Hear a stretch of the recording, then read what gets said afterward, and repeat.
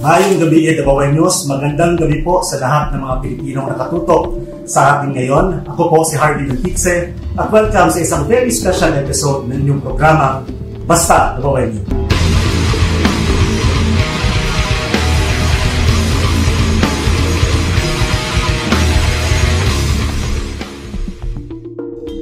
Mga kababayan, gaya po ng nasabi ko, very special episode na natin ngayong gabi dahil makakasama natin ang ilan sa mga hinahangaan natin ng mga leaders when it comes to leadership and good governance. It is truly an honor to be joining them in one room ngayong gabi ito. Una na po dyan, ipapakilala ko sa inyo ang ating former LTF-ORB Chairman, Attorney Martin Delga. Attorney, gabi po. Harvey, sa mga nanonood yan. Thank you, Attorney. And of course, isa sa mga tunay na maisog, former Executive Secretary, Attorney Vic Rodriguez. Magandang gabi, Harvey, at magandang gabi sa lahat ng nakasubaybay. Good Attorney. And also joining us tonight, Davao City 3rd District Representative, Congressman Isidro C. Punga. Good evening, Harvey. Magandang gabi din sa ating mga viewers. Good evening sa ating lahat. And to complete this episode, what truly makes this episode special, ladies and gentlemen, makakasama natin ang pinakamamahal nating Pangulo, former President Rodrigo Roa Duterte. Magandang gabi po sa inyo lahat. Mayor and attorneys, magandang gabi. Thank you very much for joining us tonight in this very special episode of Basta Davao News. Before tayo magpatuloy, Mr. President, Sir, Mayor, mangumusta lang po kami sa inyo. We'd like to bid you Happy New Year. And I think this is also the question of our fellow Filipinos, sir. Kamusta po kayo ngayon po? Mabuti po ang... Okay ako. Ang importante ang Davao City. Sali mo na ang Pilipinas. Sana naman okay tayong lahat. I pray to God that everything is fine with the country. Thank you, sir. Mr. President, there are certain things that we wish to discuss tonight. No? Isa sa mga pinag-usapan dito sa not only in Davao City but in the entire country is itong ang national budget natin for this year. And joining us tonight, sir, is our congressman from 3rd District in Davao City, and he is also the former chair of the Committee on Appropriations ng Congress to discuss some things on the budget, particularly doon sa bicameral report na pinirmahan ng Congress and Senate. So, I'd like to give the floor to Congressman CB. Let me start with the procedure. When the President submits the budget to Congress, so it's usually submitted by the DBM to the House of Representatives, because the budget emanates from the House of Representatives. Then, pagdating sa House of Representatives, matanggap yung National Expenditure Program and the other documents, yung BESF, other related documents sa budget. Then, dadaan yun sa first reading, second reading, third reading. So, after it's approved on third reading, pupunta sa Senado. Pagdating naman sa Senado, the same procedure, first reading, second reading, and third reading. So, usually, magkaiba yung naipasa ng lower house at saka upper house, yung ating lower house of Congress at saka Senate. Then, whatever is the difference, i-harmonize yan sa pamamagitan ng isang tinatawag natin na Bicameral Conference Committee. Yung Bicameral Conference Committee naman, pagkatapos nila, gagawa yun sila ng Bicameral Conference Committee report. Yung BICAM report na yun, assuming okay na, pipirmahan nila yun at i-ratify ng both houses, ng Senate at saka House of Representatives. After the ratification, so lalabas na yung enrolled bill, pupunta na yun babalik sa Presidente. The President will sign the budget for it to become effective for the budget to operate the following year. Didiretso na lang ako. Medyo mahaba kasi yung pag-usapan natin. Sa nakita ko kasi, may nakita akong maraming kulang sa BICAM report. yung Bicameral Conference Committee report, pinirmahan kahit may mga nakikita tayong blanco. So far, ito yung nakikita ko na pages na kulang. Page SP 11, page SP 12, page SP 13, page SP 15, page SP 17, page SP 20, page SP 21, page SP 22, page SP 36, page SP 37, page SP 162, page SP 168, page SP 183. Mostly from the Department of Agriculture and on-and program appropriations. So let's go directly to the page SP 11 to SP 12. Pwede naman siguro i-flash ito sa ating screen, no? Nahalata ko siya kasi Mayor, daming, Mr. President, na maraming, at saka Harvey, maraming blanco. And these are not, I would say, ordinary figures because these figures will reach to billions of pesos. So, tingnan natin sa page SP 11 to SP 12. Line 49.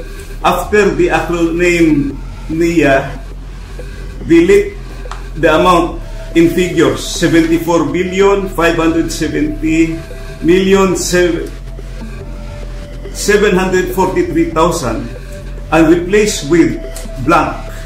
Kita naman sa screen. Line number 52. After the acronym PCA, delete the amount in figures 889,065,000 and replace with blank.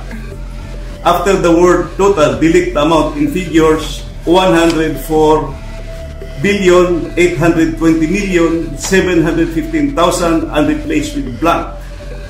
At saka sa number 7, you will see the amount. Dito sa Bicameral Conference Committee report ito. NIA is blank, PCA is blank, total is blank. So maraming pages ito na ganito. Kung isa-isahin natin, I think 13 pages pa yung nakita ko na blanco at saka pati na yun sa program applications.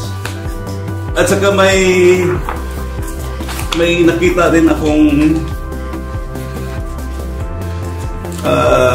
observation. Sa page SP 11 of the BICAM report, it says that the Agricultural and Fisheries Modernization Program of 146,335,937,000. Klaro yun sa BICAM report. However, pagdating sa GAA, General Appropriations Act, ang lumabas na figure is only 126,728,221,000. Ang ibig sabihin, merong discrepancy. So, paano nagka-discrepancy? So, with all these findings, makikita natin na defective yung BICAM report. At bakit pinirmahan ng members? So, the House and the Senate ratified defective BICAM report. In other words, apektado yung ating GAA because BICAM report was defective. What was ratified by both houses are defective. Ang dami kulang na blanco that can be shown in the BICAM report at pirmado. So, yun ang aking nakikita na findings. Thank you, Congressman Sid. Just before we get the input, the insights of President Duterte, just to refresh the timeline, this bicameral report was signed and ratified last December 11. Yes, December 11, ang final meeting nila ng Bicameral Conference Committee report at pinirmahan ng members. And on the same day, December 11, the 222 pages Bicameral Conference Committee report was ratified by the Senate and the House. So both houses ratified it, and the enrolled bill was signed by the President December 30, 2024. Right. Correct me if I'm wrong, no? Especially for those Filipinos na to put this na maintindihan nila, simply sir, kumbaga, there's this document, it's BICAM report, na pinirmahan na may mga blanco pa na items. Yes, makikita ito, nandito sa ito yung copy ng total copy ng bicameral conference committee report. Nandito yung 222 pages, may mga vacant pages. I really don't know kung paano lumabas na may figure kapag dating sa GAA. Okay, thank you po. Mr. President, sir, what's your comment on this particular issue? Well, it falls short sa exacting standard ng ating batas na lalo na money appropriations must appear the true and correct value kung anong gusto mong what would be the application for the money for public money. Pagka ganon, there's something terribly wrong. And as a matter of fact, I would say, kung may mga blanco yan lumusot, that is not a valid legislation. Kung nasa batas na yan, lumabas na yan ng blanco-blanco, either it could be filled up before or after sa Congress,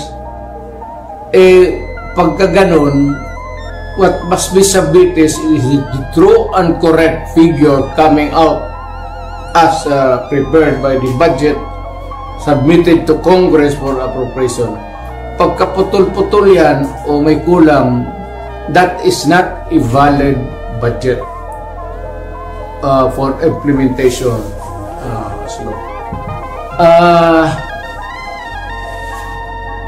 It's not only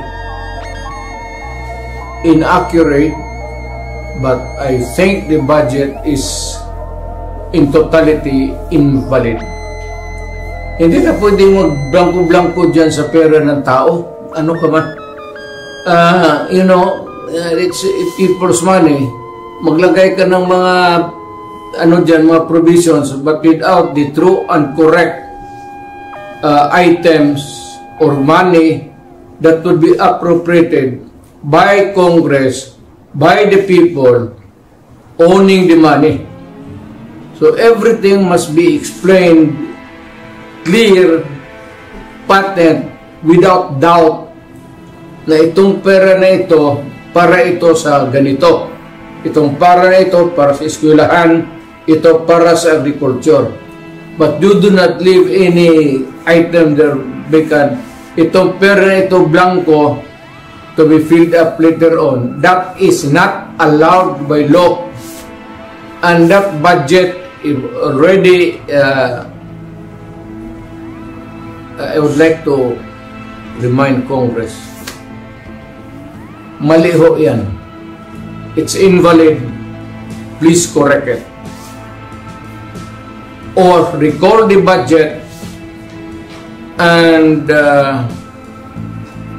demand an explanation kung bakit dumating sa inyo yan na ganun kablangko. We are not, para ka binigyan ka ng blanco check dyan, o sige, bahala na kung ano ilagay ninyo. In the same manner, yung mga blanco dyan, whatever or whoever corresponds to that particular item is free to just fill up the amount. That is not by all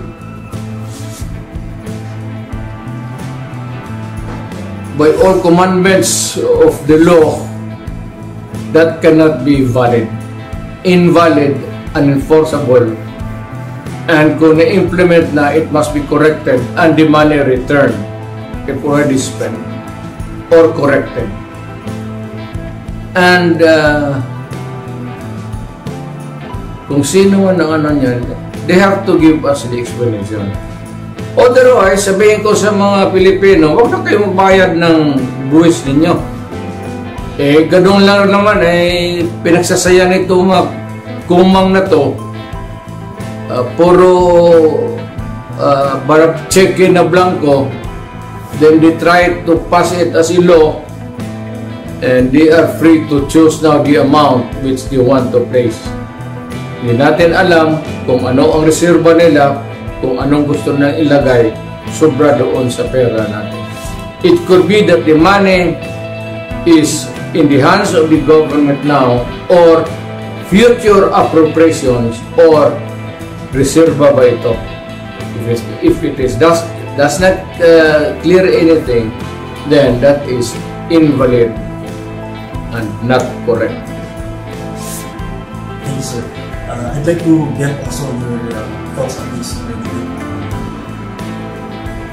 particular matter. Now the former president has said that this is outright invalid and unenforceable. What do you think?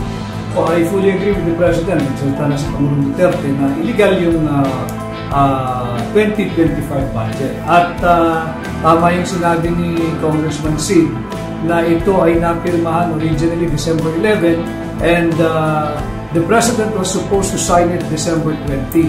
Pero natulak ito ng December 30 at sinasabi nga nila na pag-aaralan daw dahil sinasabi ng Malacanang na ang Administrasyong Marcos ay been very prudent in programming and budgeting. But with this revelation now of Congressman Sid na pumirma ang Bicameral Conference Committee ng blankong final committee report, ito'y magpapasinungaling doon sa sinasabi na nagsagawa ng isang complete staff work at nagsagawa ng due diligence ang tanggapan ng Pangulo. Ang i-challenge ko lang siguro, Kong Sid, baka naman kasi sabihin ng mga miyembro ng BICAM Committee, yung blankong yan, meron kaming agreement dyan na i-fill upan na lang ng kanilang technical working group o secretariat. Pwede po ba yun? Hindi yan pwede because and I think it's in the BICAM report also that we made an omnibus motion to allow the technical staff to make correction in cases of typographical, grammatical, or nasa omnibus motion, printing errors. So they are allowed to make necessary adjustments. So those are material and substantial items. Yung blank items, may figures na malalaki, hindi pwede yun. That can never be classified as typographical or grammatical or printing error. Alam mo, yung nakikinig, baka hindi nyo lang yan, yung typographical, grammar or anything that has nothing to do with what the intent of the law or Congress wants. No, you put anything there that is not the reflection of what Congress has passed or what is really the correct amount doon sa mga budget, i-jumble-jumble ninyo, that is falsification of law. Perjury yan or whatever, perjury, forgery, and it can only amount to one thing. Alam mo ano? It's criminal action. You can all go to jail for that. At kung ano, ako ang binigyan ng trabaho to follow up these things and ganito ang lumabas, my God, you will all go to jail. Mabigat yan. Public document na yan. So if it's different from what was really intended by Congress or was not really through an accurate copy as passed by Congress, that is falsified or forgery. In which case, mamili ka lang, forgery, falsification, or jail. Alin dyan sa tatlo, papasok sa iyo. Mr. President, bilang dating prosecutor, magaling na abogado at dating can they argue that what they did nung blinangko, can they put up as in defense na there is a proper delegation ng kanilang duty sa kanilang secretariat o kaya sa kanilang technical working group na binigay nila na kayo na lang ang maglagay ng figure at inaprubahan na namin in principle yung mga items dyan. These are the things that cannot be delegated, especially the amounts. Hindi mo pwedeng biro-biro yan. It must be exact. Nandiyan po lang sa Congress paglabas niyan, if the amount is 1 million, it's 1 million. Hindi mo pwedeng sabihin na kayo na mag-correct dyan 1,200,000 or make the corresponding inaccuracies or sabihin mo yung anong pinag-usapan na dito after the law was passed. You cannot correct it by yourselves. It has go to the main body or to the person who was the authority to define and characterize the law. Kung ibigay mo yan dyan sa inyo, at most inyo is typographical error or maybe mistakes in spelling. But you cannot change the germane topic of the... That's not allowed by law. That's a very dangerous thing. Tinkering with itong batas natin. Because it could change, it could be serious, and it could put the trouble in the system dito sa ating separate of powers ng Supreme Court, Judiciary, and the President. Bawal yan. Talagang hindi pwede yan. Baski na and or, bantayan ninyo yan. And or, iba yan. Hindi yan pwede na you just look up to the sky and you just try to discern if it was really the intent of siguraduhin mo doon sa records, magkinig ka kung anong pinagsasabi ng mga lawmakers doon, or what is the intent or what is really this spoken words. Mahirap kang kayo dito sa baba. You are not hindi naman ako minamaliit ko kayo. Dito kayo sa baba, aside from the lawmakers, do not pretend to know. And do not pretend to guess what is right and what is wrong, and what is true and what is false. Talagang accurate yan. Refer to the records, and if you cannot get it from kung hindi masyado klaro, then you listen to the recorded history doon sa Congress. Marami namang stenographic notes dyan eh. Hindi lang isang tao dyan. May stenographic notes ang Senate, the individual senator, and yung report ng Congress itself. You cannot, do not say that you cannot go wrong. Hindi ka pwede sabihin magkamali ka.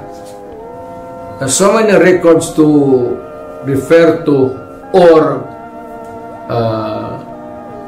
get into what is really the accurate and true whatever it is that is to be placed there in the document, whether it is a law, resolution, or an official document. Thank you, sir. Attorney Delgado, is there anything you wish to add in the discussion? Yes, actually earlier, when Congressman Umab showed me these documents, I was honestly in total shock. Tama yung sinabi ni Presidente that all the figures in the enrolled bill for the General Appropriations Act for the President to sign should be accurate. But in my experience, in fact, if I may add, Mr. President, meticulously accurate, because was once a head of a line agency, yung LTFRB. Mabusisi ang pag-prepare namin sa aming budget proposal. No? As mentioned by Congressman Sid, yung sinasabi niyang National Expenditure Program or the President's Bill as they call it, dumadaan yan sa lahat ng mga ahensya, kagaya ng ahensya that I headed, that we were required for every item that we need to spend for next year, we have to justify it. And we submitted it to the Office of the President. And once the President endorsed it to Congress, yung sinabi naman ni Congressman Ungab na dadaan sa first reading, second reading, ibig sabihin po niyan, pinapadala kami sa Kongreso to justify our budget proposal for the following year. Ibig sabihin, mabusisi yung budget proposal. Kaya talagang I was really in shock when kung mabusisi pala yung proseso, pagdating sa dulo, blanco. Paano nangyari? Hindi talaga pwede yan. Hindi talaga pwede. That's in plain, it's bullshit. Either somebody there is stupid or more stupid than the others. Huwag mong gawain yan because carries with it a lot of legal consequences. Isa dyan yung mapriso ka. And you cannot escape the rigors of scrutiny kasi dadaan ng maraming papel. And it goes back to the proponents, kung may kopya sila, but sabi niya, hindi ko ito sinabi. This is wrong because I never advocated for this kind of action. Malikot ang papel sa gobyerno. So, do not try to, for those enterprising or whatever you want, huwag mong gawain niya kasi talagang kung sa opisina kita, barilin kita. Totoo, para mga akong pinahiya at pagtawanan ako ng mga congressman. So, mabuti yung alamin nyo.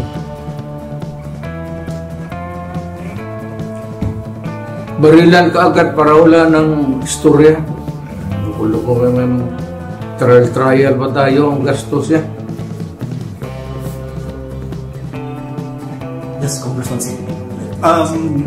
Actually, this is already my 15th year in Congress, no? Thanks kay Leo at pinatakbo niya akong congressman. No? My 15th year, and I have been chairman of the Committee on Appropriations from 2013 to 2016, and I was also chairman of the Committee on Appropriations in 2019. This is the first time that I saw a bicameral conference committee report na may mga blanco. Nasyak nga ako. Hindi pwede yan. Hindi pwede yan. Para ka nag-issue ng check kanya ng blanco to. You are dealing with the people of the Philippines. You do not issue a blank check to anyone because that is really addressed to the government first. At ang mga taga-gobyerno ang maglagay ng ano yung sabihin? Sila na ang maglagay, ang sekretary o ang direktor? Anong kalokohan ng naisip ninyo niya? Obviously, Mr. President, meron akong abandonment of constitutional duty on the part of Congress. But kung sino sa tingin mo ang nag-fill up ng blanco? Mahirap yung kasi. BICAM pa rin ba who operates as the third chamber o merong fourth chamber na unknown? Well, let us assume na yung mga pumirma sila, but tama yung imagination mo. Yung BICAM has been called now the third chamber kasi binabago talaga nila binabago nila yung budget. Nung araw, inabutan ko pa yun sa that was 16th Congress na kung ano yung natapos ng House Appropriations Act, GAB, at saka yung GAB na ginawa ng Senate, gagawa pa kami ng matrix Yung House version kasi versus Senate version, then yung variance. Yun ang pag-usapan nyo kung ano yung reconciliation. Reconciliation, may matrix. Ngayon, pinabago talaga nila lahat. So, that's why we call it third chamber. Yung possible imagination na may fourth chamber na nag-fill up. Well, kung meron man, those who sign are still responsible kasi sila pumirma. Falsification yan. If it changes the meaning, if it's just a grammar, putting a correct one or in ganon, okay pa yan.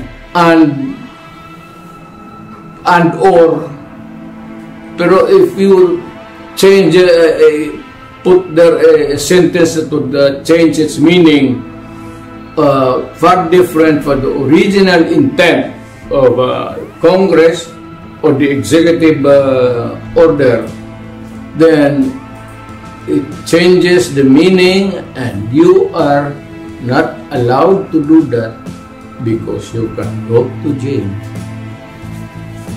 At Mr. President, yung fina-flash show kanina sa screen ay yung nakuha lang ni Kong Sid na kopya. Para marami yung nakikinig sa inyo at sumusubaybay. Baka pwedeng ipakita rin ninyo sa kanila yung kopya kung ipinakita ninyo na pirmado ng mga miyembro ng Bicameral Conference Committee na blanco yung amount na inaprubahan at naging enrolled bill. Ito po. Yan. Yung mga blanco.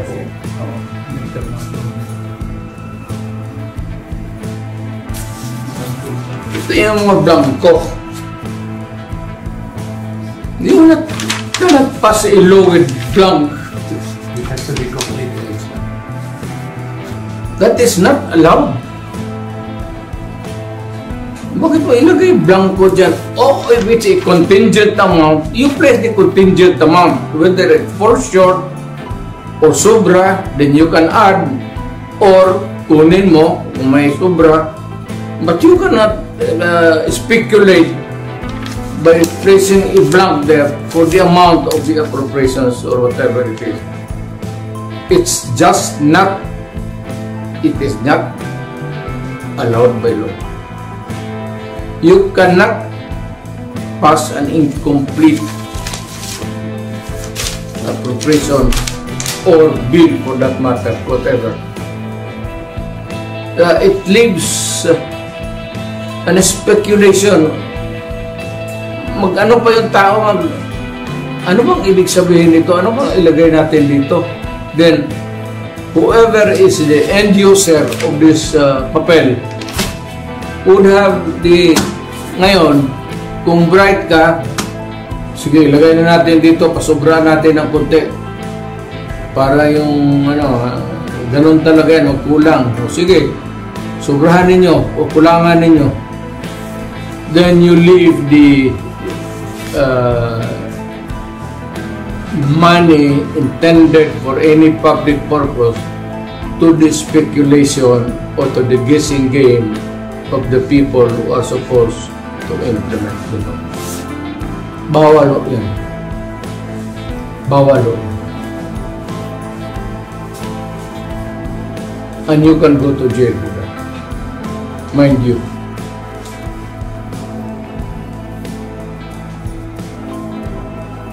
Thank you, sir. Congressman Sid, just to give our, especially the ordinary Filipinos, better understanding of this, itong bicameral report was already signed and ratified, has been incomplete, apparently, no? Has been transmitted to the Executive Department. Which, hindi. Yung Bicameral Conference Committee report, after ratification, i-reflect na yun siya sa tinatawag na enrolled bill. Yun na yung final copy. Correct. Na dadalhin sa Malacanang for signature to the President. Correct. Usually, pagdating naman sa President, marami namang economic managers, particularly DBM, will assist him review the budget. Correct. So, ang nangyari, sir, no, just for everyone's understanding, that bicameral report na blanco, we could assume... May pages na blanco. May pages na blanco. We could assume that when it reached the office of the President, may items na yun. May amount. May amount na. May amount na. yung GAA may yung enrolled bill na dumating sa Office of the may amount. Correct. Which later on he signed. The president signed. After the review, kasi nag-request siya ng extension, di ba? Na gi-move na yung signing kasi i-review doon.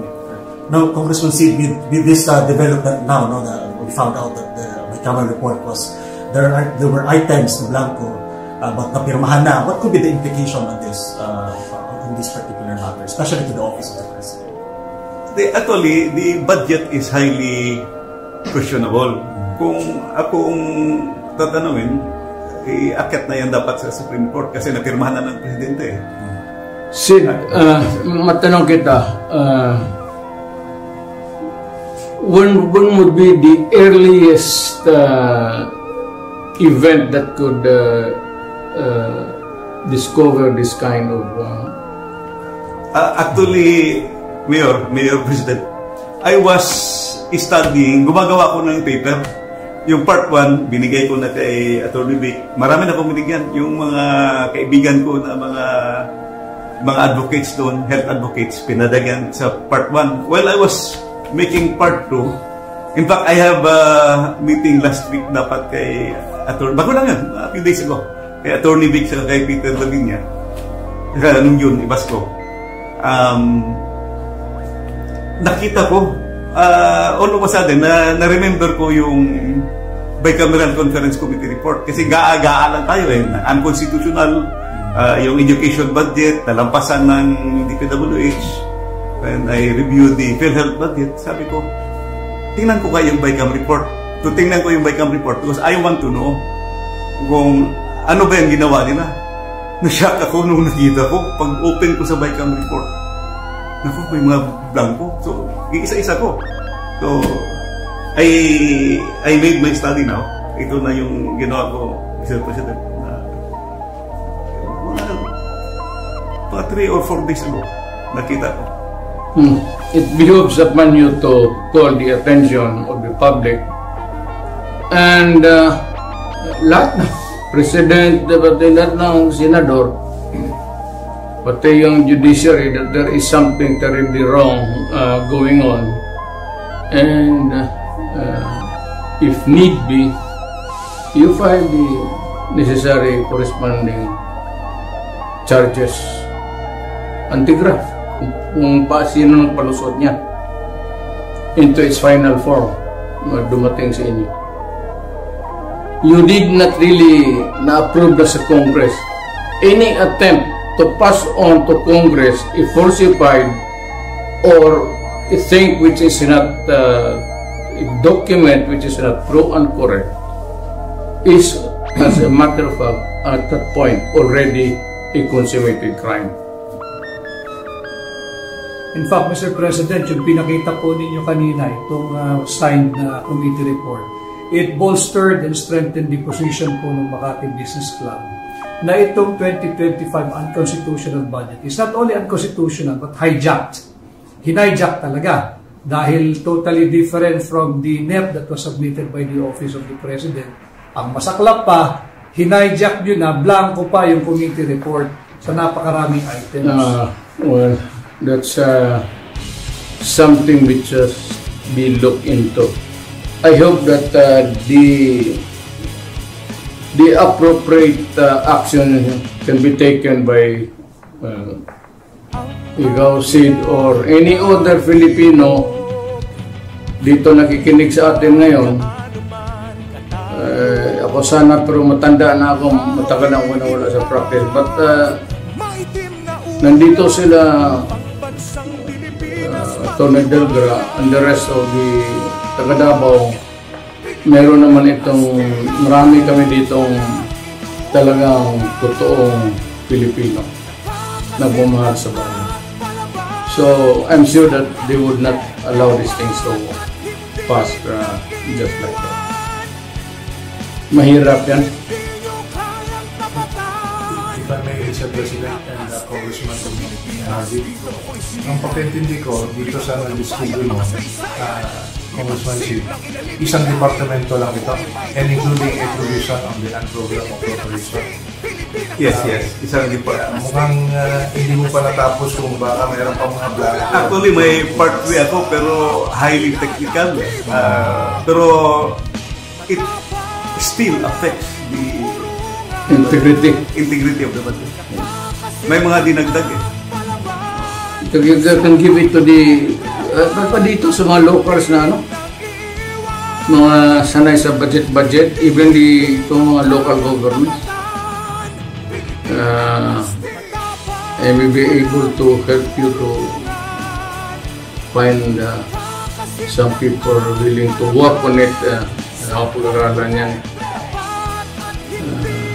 Hindi tayo nagkulang yan. Siguro si Atona Delra is one hell of a Filipino, a good lawyer. Siya yung abogado ko nga eh. Pero hindi ako makulong. Pero kung makulong ako, malas talaga. Hindi dahil sa kanila. Baka dahil kay sino ito mga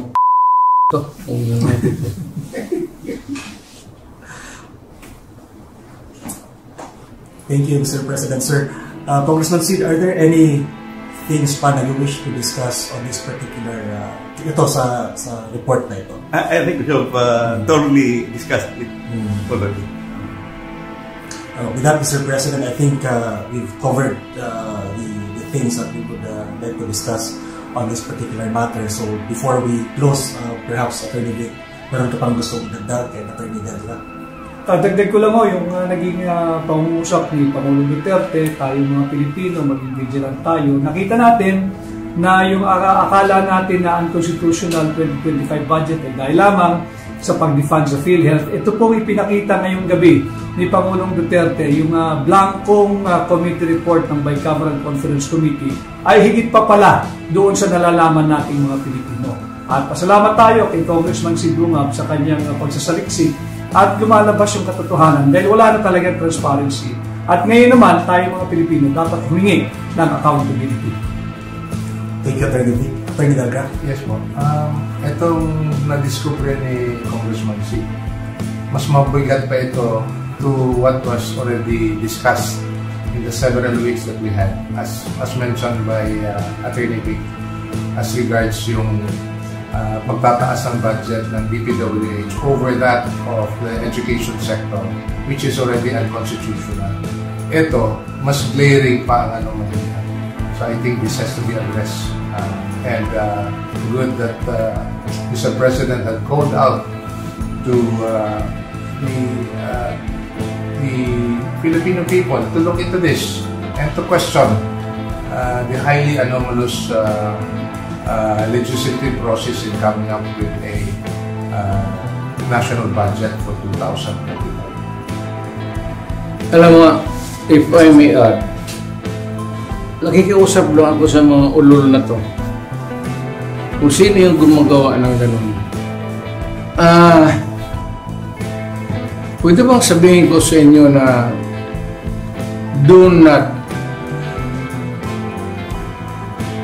the people of the Philippines. Magkagulo tayo. Huwag ninyo kaming isali, buhay pa ako.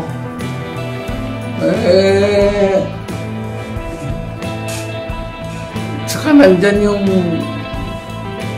military pati police, hindi papayag ng I know them.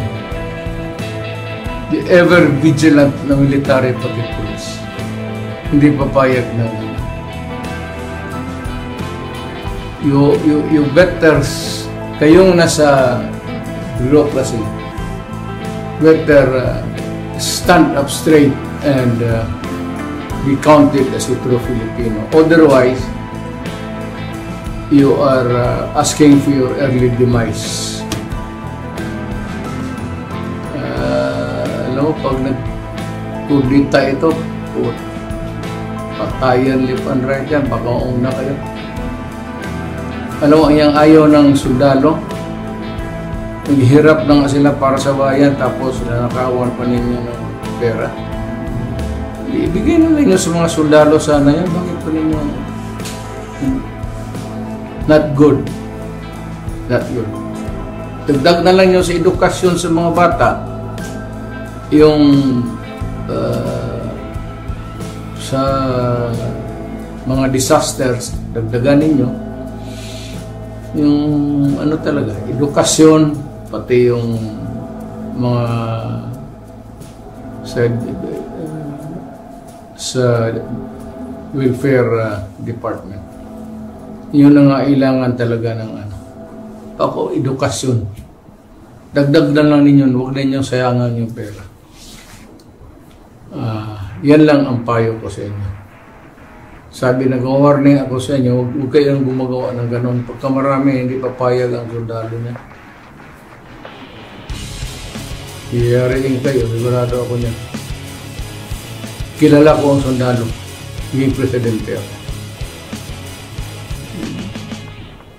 Napipigilan lang. Pero pag if it goes haywire, bahala kayo. Basta ako nagbigay ng warning sa inyo. Thank you, sir. Congressman Sid, I know this is just the beginning of the discussions on this particular item, but your message, sir, to our fellow Filipinos right now. Sa ating mga kababayan na nakikinig ngayon,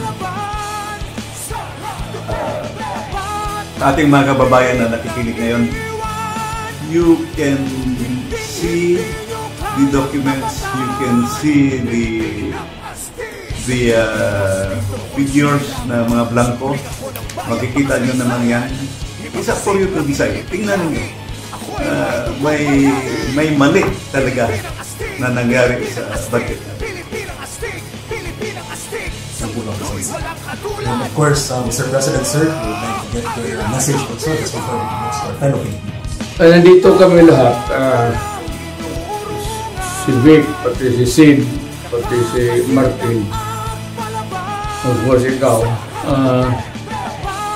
Gusto lang namin malaman ng tao na interesado kami sa ating interest sa bayan.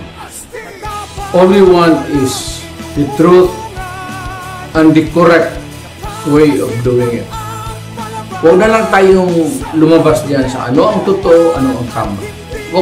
Kalimutan ninyo lahat yun, mga korok, antigrap, wala yan. Stick to what is right and what is the truth. Yan lang dalawa. Wala na kayo dapat alanan. Yan ang para sa bayan, para sa anak natin. Salamat po. Thank you very much, Sir Mayor, President Rudy Duterte, and of course, once again, thank you very much, Attorney Martin Delgra, Attorney Vic Rodriguez. Thank you, sir. Welcome back sa Davao, and Congressman Sid. Naging salamat. Maraming salamat po ulit sa lahat ng ating kababayan na nakatutok ngayon, especially po sa ating mga OFWs, saan man kayong sulok ng mundo ngayon. Sana po nasa mabuti kayong kalagayan. Ang disiplinadong Davaoenyo, mahadlokon sa Ginoo. Ang disiplinadong Davaoenyo, morespeto sa balawad ug sa isip ka tao, matinod-anon, mahigugmaon, o baiso. Basta Davaoenyo.